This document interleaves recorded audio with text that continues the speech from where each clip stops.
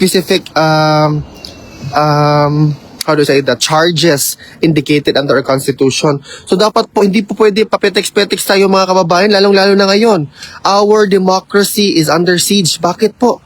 Mga konting tao lang, select few lang po ang nagde-decide para sa ating bayan, which will be indicative of us, mga Filipinos, on how are we going to fight through a very alive democracy that should be present in our society. Yan po ang totoo mga kababayan. So this month for me is really important sa akin. That's why I was early. I wanted to know. Hindi ko lang na-videohan na nagbisikleta pa rin si Attorney Nicholas Cafon because I was reading so many things. So hindi ko na-videohan yun. Sabi niya, may bigla na lang kasi sumigaw mga kababayan. Sinabihan ako na, hey Alvin, what are you doing here? Why are you alone? Shout out us sa Reaction Vlog, YouTube channel. Please like and subscribe. Huwag kayo.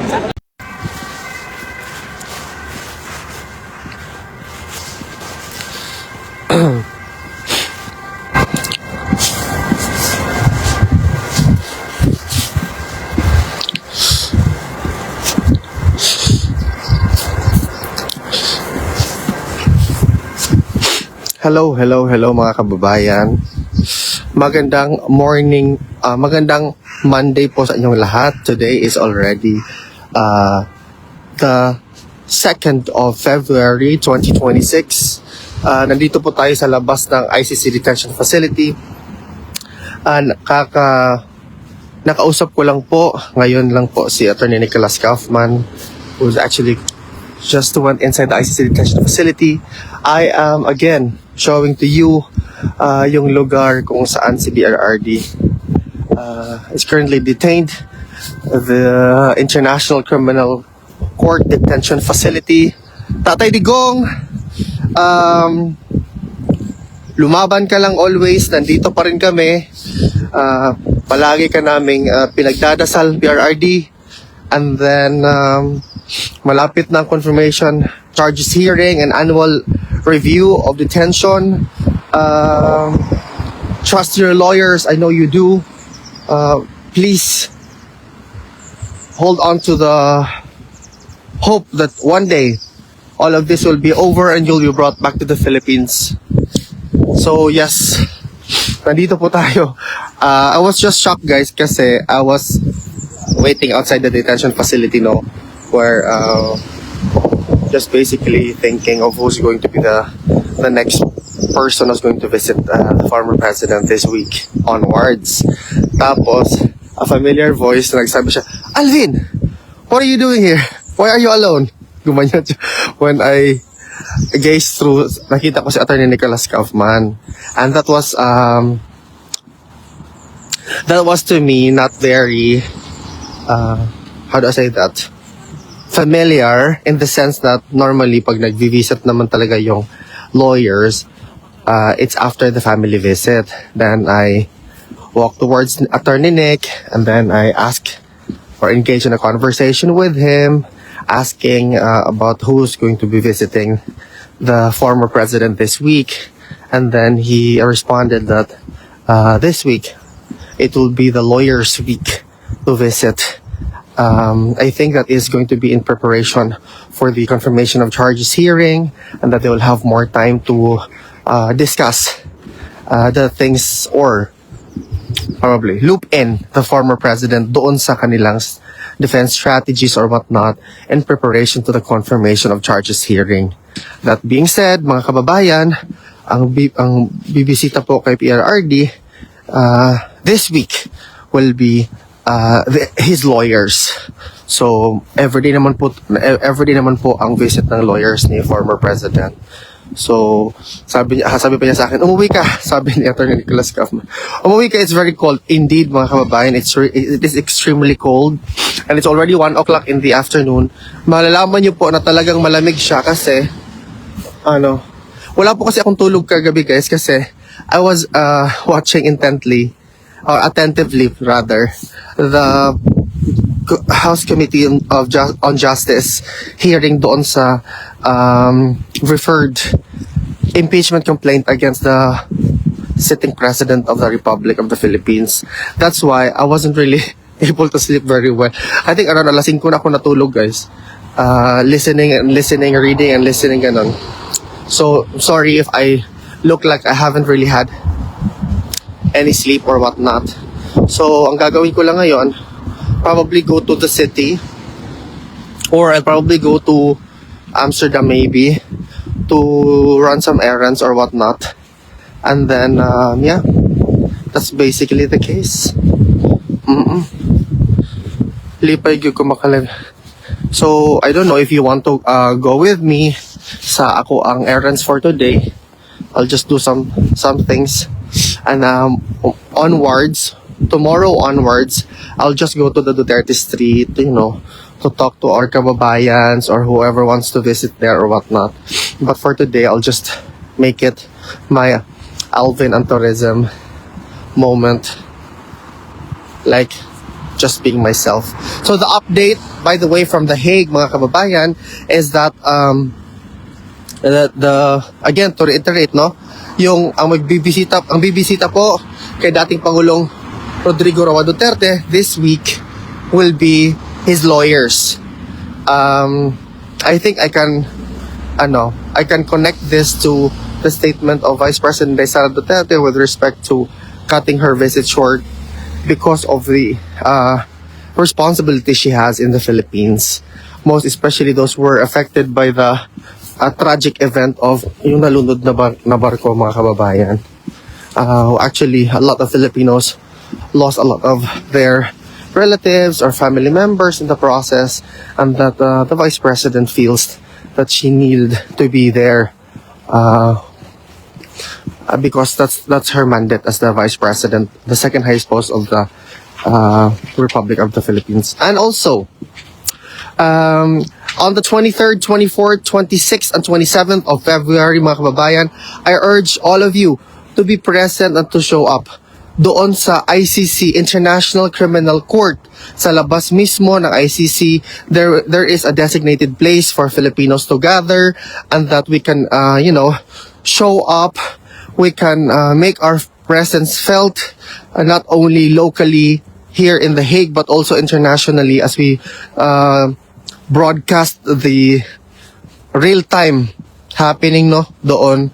Probably, hopefully, our presence will again pierce through the walls of the International Criminal Court and will give the much-needed strength para sa defense team ni PRRD, who's going to be litigating the matter before the court. By the way, this will be streamed online as well. As to which courtroom, malalaman po natin yan very, very soon. And also the million-dollar question is that, will the former president be present during these hearings, or will there be an option, or will he opt out from being present for the hearing, mga kababayan? So, yun po ang pinaka-importante nating malaman na sa paparating na mga araw, lalong-lalo na ngayon sa February. No? Ang dami kasi nangyayari ngayon na February, guys. Kung hindi nyo po nalalaman, February 2 pa lang, 2 impeachment complaint were already filed against Vice President Inday Sara Duterte. One filed by the Makabayan Bloc, and the other one is filed by civil society leaders, who, by the way, are so eager to file the impeachment complaint against the Vice President, kasi it's already a public knowledge that the impeachment complaint filed last year were declared by the Supreme Court with finality unconstitutional. However, I already posted also what the Supreme Court promulgated with respect doon sa due process na dapat i-follow ng with respect to impeachment proceedings. However, while listening to doon sa Committee on Justice hearing, no, sinabi doon ng chair ng Committee on Justice na they are not sure as of the moment. She cannot directly answer the question on whether or not they're going to adopt the resolution or the determination or the promulgation of those said due process by the Supreme Court. Sinabi niya yun doon. So, ngayon, ang gagawin ko, mga kababayan, pupunta ko doon sa center. I'll just probably tour you around if you are up for that. and then we will be casually talking about many things. If you raise questions or whatnot, most particularly about the current events happening in our country. So, yes, mga kababayan, wala po talaga tayong magawa kundi makialam at dapat malaman natin anong nangyayari sa ating bayan.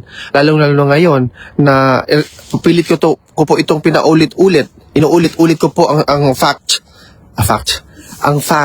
na dapat hindi po ito ma-disregard that the Vice President of the Republic of the Philippines in the name of Inday Sara Zimmerman Duterte received the highest electoral mandate ever in the Philippine political history, mga kababayan. More than 32 million Filipinos actually voted for her. That is an overwhelming mandate that cannot be diminished to a mere exploitation of what seemed to be an extraordinary remedy. Hello, thank you, Ruby. Extraordinary remedy already provided under our constitution to remove public officials who are guilty of specific crimes, no? Specific how do I say that, charges indicated under our constitution. So dapat po, hindi po pwede papetex-petex tayo, mga kababayan, lalong-lalo na ngayon. Our democracy is under siege. Bakit po? Mga konting tao lang, select few lang po ang nagde-decide para sa ating bayan, which will be indicative of us, mga Filipinos, on how are we going to fight through a very alive democracy that should be present in our society. Yan po ang totoo, mga kababayan. So this month for me is really important sa akin. That's why I was early. I wanted to know. Hindi ko lang na-videohan na nagbisikleta pa rin si Attorney Nicholas Cafon because I was reading so many things. So hindi ko na-videohan yun. Sabi niya, may bigla na lang kasi sumigaw, mga kababayan. Sinabihan ako na, hey Alvin, what are you doing here? Why are you alone? Yun po ang totoo, mga kababayan, na reality na you know, it's just very difficult to be mum or to be silent about this. Hello.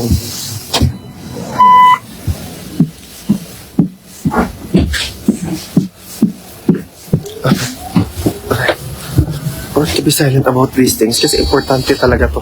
For me, it's very important na dapat tayo ay na nakikisali sa discussion, that we remain informed about the things that they have been doing. Napansin ko din doon sa hearing ng Committee on Justice, no? Na parang siya, parang, alam mo yun, yung parang pakitang tao, yung ganun, yung parang ganyan lang, nakita ko lang na chika, na na-assessment ko lang pa bilang isang keen observer. Bakit last minute, bigla na lang mag-walk out, tapos mag-walk out ka, magpapaalam ka pa ba? Hindi, mag-walk out ka na. Yun po yung naisip ko, mga kababayan. So, for now, that's basically it, no? Na nangyayari ngayon sa bayan natin. Ang gagawin ko lang talaga is gawin ang kaya kong gawin bilang isang private citizen. You know, i-share yung thought processes ko, share yung point of views ko, engage in what little or big conversations possible, and you know, mag-iisa sa layunin natin para sa ating bansa, para sa future generation of Filipinos. Yan lang naman ang gusto kong mangyari, mga kababayan. Walang mga whatever hidden agenda, but actually it's all about you know, the respect to the overwhelming mandate given by the Filipino people through the rights to suffrage. The right to suffrage to select their leaders, ano, actually was done in 2022 when they, you know, rendered their votes overwhelmingly given to the Vice President. So yan po ang pinaka-importante sa akin, no? Na sana hindi tayo magtulog-tulog sa pansitan. Sana hindi natin parang ibaliwala ang ating ang mga pagkakataong dapat tayo ay makisali sa diskusyon. No, so yan po ang pinaka-importante. Ang visit po ngayon is ang mga lawyers ni PRRD for the whole week, mga kababayan. It will be the lawyers of PRRD talaga. So then they will have more time again to prepare for the upcoming confirmation of charges hearing, which will be set on the 22nd, 23rd, 25th, 23rd, 24th, 26th, and 27th. So for now, guys, I think this live will be cut short for the reason na it's not really going to, how do I say that, entertain you any further, no? So, pupunta ako sa Amsterdam ngayon, and I will explore and do some errands or whatnot. And then, for the sake of, for the lack of better words, I hope you all will be safe and healthy. Stay healthy kasi mataas-taas pa tong laban na to. Laban pa rin tayo. Hanggang sa dulo, ilaban natin ito.